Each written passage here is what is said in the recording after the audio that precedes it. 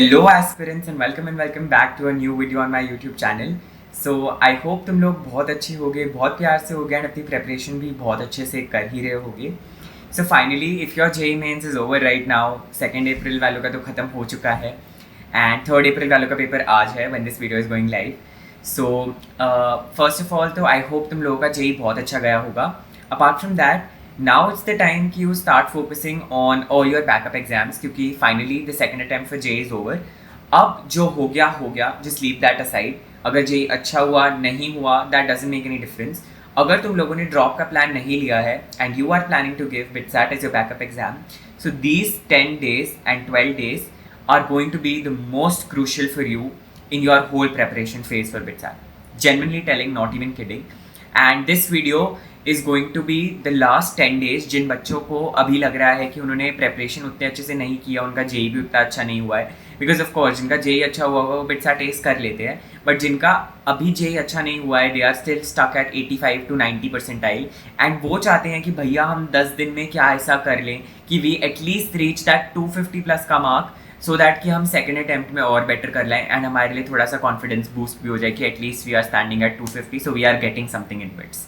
ठीक है, so without wasting any further time let's deep dive into the video. ये video में genuine मैंने बहुत एफर्ट डाला है, पूरी स्लाइड्स क्रिएट करना तुम लोगों के लिए, सब कुछ एक जगह डालना कि तुम्हें क्या मैटर देना है क्या मैटर नहीं देना है, which resource you have to use to practice. So इस पूरी वीडियो को एंड तक देखना and do leave a like share and subscribe for me because I am literally working very very hard. अभी रात के लिटरली 12:52 हो रहे हैं बट मैं अभी भी वीडियो रिकॉर्ड कर रहा हूँ because this phase is very very important for you guys and for me as a creator कि मैं तुम बच्चों को गाइड कर रहा हूँ. सो इट्स वेरी इंपॉर्टेंट कि तुम लोगों का रिजल्ट अच्छा है. So without wasting any further time let's start the video. So yes, finally we are going to discuss the last 10 days road map that you can do to at least score 250 plus marks in your BITSAT exam. So देखो 10 दिन है, सिर्फ एक गोल है and you have to give your best. Not for yourself, for your parents. वो तुम्हें खुश देखना चाहते हैं एंड उनकी खुशी के लिए तुम्हें करना होगा. So let's start. देखो सबसे पहले तो अभी अगर तुम्हारा जेई अच्छा नहीं हुआ है तो फुल सिलेबस की मास्टरी करना 250 प्लस के लिए is not that important. Full syllabus में उनको कहूँगा who are targeting 300 plus. And अभी अगर तुम्हारा जेई अच्छा नहीं हुआ है तो let's be practical. Even if you score 250 plus that will also be really really good for you. अभी तुम्हें फोकस करना है high ROI chapters. By ROI I mean return on investment. So जितना तुम इन्वेस्ट करोगे एक चैप्टर के अंदर अगर उसकी रिटर्न उतनी हाई है so of course you have to do those chapters. Smart selection and smart execution के साथ तुम्हारा भी सिलेक्शन हो सकता है in BITS. So let's do this. ठीक है, अब मैं तुम्हें एक डेली स्टडी स्ट्रक्चर दे रहा हूँ कि तुम्हें कैसे इन 10 दिनों में पढ़ना है. 3 ब्लॉक्स में ये डिवाइडेड रहेगा. देखो रोज़ 8 से 10 घंटे पढ़ना मैंडेटरी है. अब तुम यहाँ पर भी प्रोक्रेस्टिनेशन कर रहे हो कि भैया नहीं हो रही हमसे पढ़ाई, ये नहीं हो रहा वो नहीं हो रहा. So I don't think that तुम्हें इस वीडियो को आगे भी देखना चाहिए. Please leave this video and हो सके तो please find something new for you because you are not meant for JEE. ठीक है, सो स्टार्ट करते हैं. सबसे पहले तुम्हें सुबह 6 बजे उठ के 6 से 9 तक 6 बजे अगर नहीं उठ पा रहे हो, आई थिंक बहुत बच्चे अर्ली वेकर्स होते हैं. जब मेरे पेपर चल रहे थे तो मेरी मम्मी भी मेरे को जल्दी उठा देती थी because it's kind of better for the circadian rhythm. But अगर तुमसे नहीं उठा जाता है so you can shift this to around 7 AM. But 7 AM से लेट मत करना.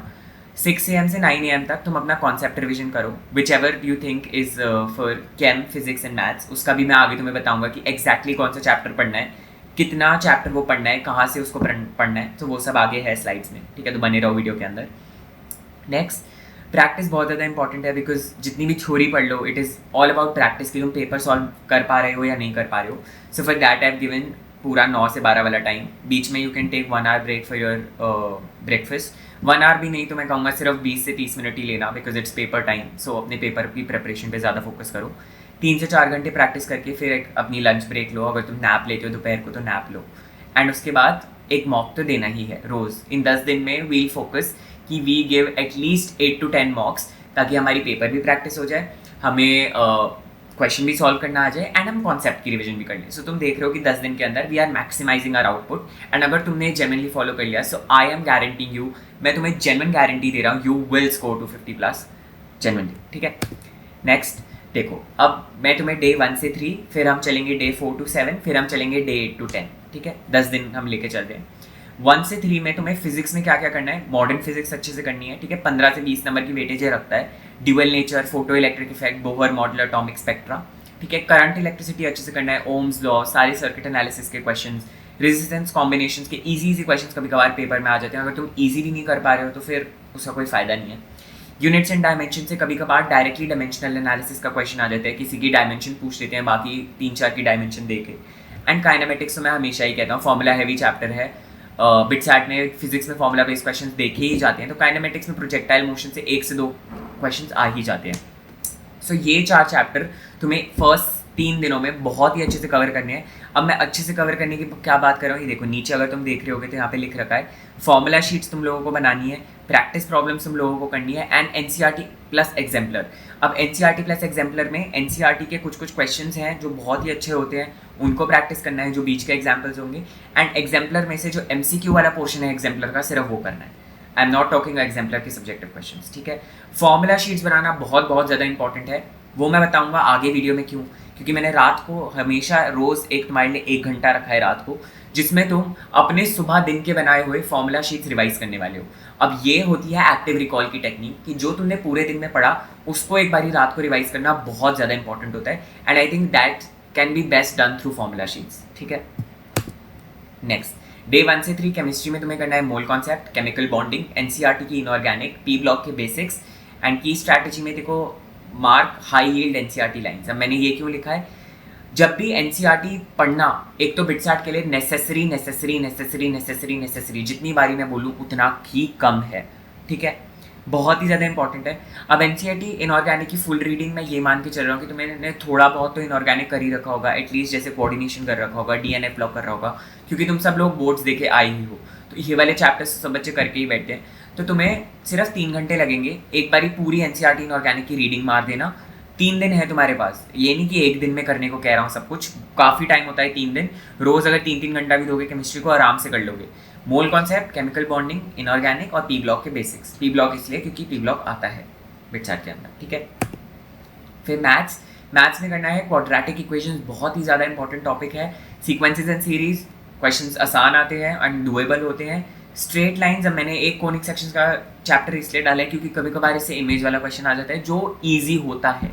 मैंने पैराबोला एलिप्स तुम्हें कहा ही नहीं करने के लिए, क्योंकि मैं जानता हूँ कि वो करना इस टाइम पे बेवकूफ़ी है, ठीक है। And basic calculus, limits, continuity तुम लोगों को रिवाइज करना है, ठीक है। की फॉर्मूलाज की फिर से फॉर्मूला लिस्ट बनानी है। Basic to moderate question solve करने हैं, जो भी बुक तुम या अपनी किसी कोचिंग की मॉड्यूल से कर रहे हो। क्लैरिटी के लिए एम करना है, परफेक्शन नहीं। क्लैरिटी इन द सेंस की कॉन्सेप्ट की क्लैरिटी आनी चाहिए। अगर डिस्क्रिमिनेंट का कोई क्वेश्चन है तो तुम्हें क्लियर हो जाना चाहिए कि 3 टाइप्स का क्वेश्चन मेरे पास आ सकता है, डिस्टिंक्ट एंड रियल रूट्स हो सकते हैं, किसी में अगर इमेजिनरी रूट्स हैं तो वो हो सकते हैं, साथ में तुमको कॉम्प्लेक्स नंबर का क्वेश्चन मिला के दे सकते हैं। So you need to be very very clear. Day 4 से 7 बात कर लेते हैं। बाय द वे ये सारी स्लाइड्स मैं तुम लोगों को प्रोवाइड कराने वाला हूँ ऑन माय टेलीग्राम चैनल। तो टेलीग्राम चैनल का लिंक डिस्क्रिप्शन में है वीडियो के, एंड पिन कमेंट में भी है, तो ज्वाइन करना मत भूलना। एंड ये पीडीएफ चैनल पे अपलोड हो जाएगा when this video will reach approximately 1K views and let's keep a subscriber target of 50 likes. So yes, day 4 to 7 पे तुम्हें करनी है electrostatics, magnetism and ray optics, ठीक है। रे ऑप्टिक्स, अब तुम कहोगे कि भैया 10 दिन पहले कौन रे ऑप्टिक्स करवाता है, बट रे ऑप्टिक्स जनरली मैं अगर तुम्हें बताऊं तो इजी क्वेश्चन कभी कभार आ जाता है जो बिल्कुल ही फॉर्मूला बेस्ड होता है। जैसे तुम्हें डायरेक्ट कॉनकेव मिरर की फोकल लेंथ दे देंगे and distance between the mirror, UV पूछ लेंगे, बहुत ही लल्लू क्वेश्चन आ जाते हैं कभी कभार। इसलिए मैं कह रहा हूँ कि एटलीस्ट बेसिक वाले फॉर्मूलाज रिवाइज करके चले जाना, क्योंकि एंड के 10 दिन है। मैग्नेटिज्म बहुत ही मैं तुम्हें कहूँगा EMI वाले चैप्टर में से सिर्फ लेंस लॉ का क्वेश्चन आता है जो थोड़ा सा कॉन्सेप्चुअल होता है, तो वो तुम कर लेना। बायो सैवर्ट लॉ बहुत अच्छे से करके जाना, बेसिक क्वेश्चन आता है पेपर में। एंड इलेक्ट्रोस्टैटिक्स तो सबको पता ही है, one of the most highest weightage वाला टॉपिक है ये, ठीक है। फिर से कॉन्सेप्ट मैप्स बनाने हैं, अपनी फॉर्मूला शीट्स बनानी है, एंड क्विक PYQ सॉल्व करने हैं अपनी बुक से। डे 4 to 7 केमिस्ट्री है, ऑर्गेनिक के basics, GOC, isomerism, important reactions. अब इंपॉर्टेंट रिएक्शंस मैंने तुम्हें बहुत टाइम से बोल रखा है कि ऑर्गेनिक की एक अपनी फॉर्मूला नोटबुक बना लो जिसमें तुम सारे नेम्ड रिएक्शन प्रैक्टिस करते हो। अभी तक भी नहीं बनाई है तो अगर मेरी बात नहीं सुनोगे तो नहीं होगा सिलेक्शन। बहुत टाइम से बोल रखा है, अब तक तुमने बना ली होगी, जिन बच्चों ने बना रखी है वो डाल ले। अगर तुमसे नहीं बनती है so please go to some AI, वहाँ पे जाके फ्लैश कार्ड्स जनरेट करवाओ अपने लिए। अगर वो अच्छी बना के देता है सो यूज़ इट, AI का यूज़ करना सीखो, ठीक है। फिजिकल केमिस्ट्रीज के सेम फॉर्मूला शीट्स मैंने बहुत पहले से बोल रखे हैं, बना के रखो। एंड रिएक्शन के फ्लैश कार्ड्स किसी भी AI पे जाके बना लेना, अगर ये ना मन करे तो ना भी बनाना, not that important, okay. Maths के लिए क्या करना है, प्रोबेबिलिटी करनी है, मैट्रिसेस डिटर्मिनेंट करना है, 3D ज्योमेट्री करनी है। 3D ज्योमेट्री के अंदर वेक्टर्स भी कवर कर लेना, प्लेन्स, लाइन्स, डिस्टेंस फार्मूला के बहुत ईजी क्वेश्चंस आते हैं, so you will be able to do really really good in this, ठीक है। डे 8 to 10 है तुम्हारा मॉक का डोमिनेंस। अब इन वाले दिनों पे तुम्हें देने हैं 8 से 10 मॉक्स डेली। मॉर्निंग में एक मॉक देना है, इवनिंग में एक मॉक देना है, एंड स्ट्रिक्ट एग्जाम टाइमिंग पे रहना है कि अगर 3 घंटे बैठ रहे हो तो 3 घंटे देना ही देना है पेपर को। उसके बाद जैसे ही पेपर खत्म हो, उठ के नहीं कि ये नहीं मम्मी हो गया पेपर अब नहीं करूँगा पढ़ाई, नहीं। गिव 3 घंटे पेपर दिया, अपना पेपर समझो कि तुम्हारा 3 घंटे 30 मिनट का पेपर है। अब जो 30 मिनट बचे हैं उसके अंदर तुम्हें करना है कंप्लीट एनालिसिस, ठीक है। कंप्लीट एनालिसिस करना बहुत ज़्यादा इंपॉर्टेंट है। एनालिसिस से ही तुम्हें समझ में आएगा कि पेपर के अंदर एग्जैक्टली कहाँ गलती हो रही है तुमसे, ठीक है। नेक्स्ट, एरर्स अपने 3 उसमें डिवाइड करो कि कैलकुलेशन एरर था, कॉन्सेप्ट एरर था या गेस एरर था। अगर गेस एरर था तो पेपर में अगली बारी कोशिश करो कि गेस ना करो, या तो फिर उस कॉन्सेप्ट को पढ़ो।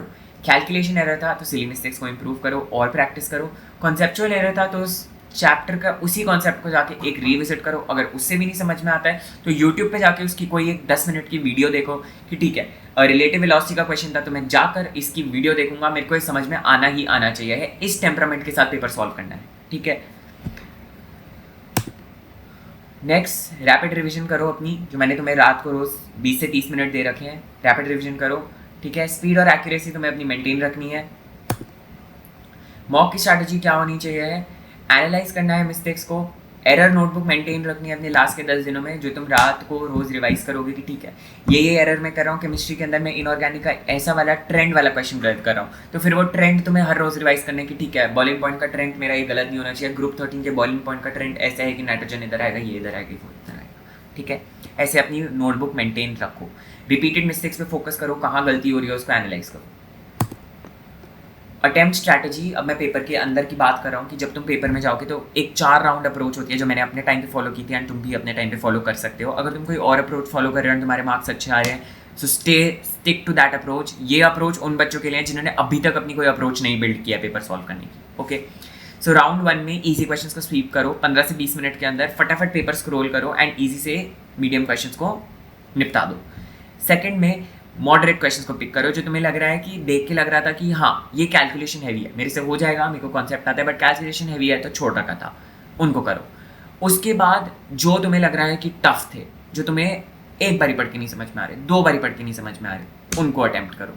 उसके बाद फाइनल चेक करो कि ठीक है जो मैंने अटैम्प्ट करा है वो सही है, अटैम्प्ट करा है सही है, अटैम्प्ट करा है वो सही है। एक्यूरेसी, अगर तुम पेपर में 100 क्वेश्चन भी अटैम्प्ट करके आ रहे हो 85% एक्यूरेसी रेट के साथ, 85 मार्क्स, तो कितने हो गए 85 क्वेश्चन, 85 इंटू 3 कितना हो गया, यू वुड बी गेटिंग 5 3 15 3 8 24 25, कितने हो गए 255 मार्क्स हो गए। 255 माइनस कितने कर लो -1 तो 50, तो you will be still scoring 240 plus अगर 85% एक्यूरेसी भी मेंटेन करते हो, and that's a really respectable score considering कि तुमने सिर्फ 10 दिन में प्रिपेयर करा है, तुम्हारा जेई भी उतना अच्छा नहीं हुआ था, and you will do really really good in BITSAT session 2, okay.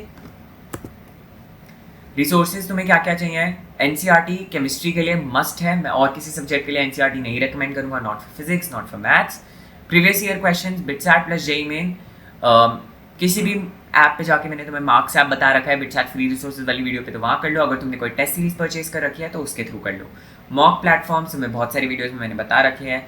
Formula sheets plus flash cards जो तुमने खुद से बनाए हैं उनसे प्रैक्टिस करो, ठीक है।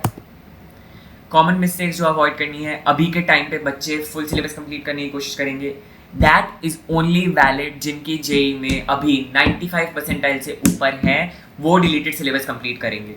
माइंड मी, अगर नॉर्मल सिलेबस ही नहीं हो पा रहा है तो डिलीटेड सिलेबस करके कोई फायदा नहीं है। उनमें से आएंगे सिर्फ 5 से 6 क्वेश्चन, वो भी किन्हीं किन्हीं शिफ्ट में नहीं आते हैं डिलीटेड सिलेबस में से। सो ध्यान दो, अपनी आप को एनालाइज करो कि तुम कहाँ स्टैंड कर रहे हो कंपटीशन के बीच में, ठीक है। मॉक्स को इग्नोर नहीं करना है, अगर मैंने कहा है कि 8 से 10 मॉक्स देने हैं तो देने ही देने हैं, ओके। ओवर थिंकिंग, पेपर के अंदर बैठ के सोच रहे हैं कि यार ये वाला क्वेश्चन कैसे होना था, ये वाला क्वेश्चन कैसे होना था, नहीं। Poor time management and breaks, break बहुत ज़्यादा ले रहे हैं, पता ही नहीं चल रहा कि पेपरों के बीच में एक एक घंटे की ब्रेक हो रही है, बहुत ही गलत बात है। सिर्फ 10 मिनट की ब्रेक लेंगे, 50 मिनट पढ़ाई करनी है, 10 मिनट की ब्रेक लेंगे, 50 मिनट पढ़ाई करनी है। वो 10 मिनट में फ़ोन नहीं चलाना है, कुछ खाने पीने का कर लो, वॉक कराओ नीचे, कुछ फिजिकल एक्सरसाइज कर लो, anything but not exceeding 10 minutes. Okay, final motivation देखो, 10 दिन है, काफ़ी टाइम है अपनी। ये तुम्हारी रैंक बदल सकता है या बिल्कुल ही बर्बाद कर सकता है। And I always believe in a quote कि consistency is much much better than motivation, execution is everything, and don't hope for 250 plus, build it one focused hour at a time. 250 plus के लिए मत M करना कभी भी, 300 plus के लिए M करना, तो जाके 250 प्लस आएंगे। ये मेरी बात याद रखना। And I would like to end this video on a very good quote that I read today in a book. Book name is Wuthering Heights. अगर तुम्हें पढ़नी हो तो पढ़ लेना. So the quote is like, whenever you come to your bed, it's very important that you crave for sleep.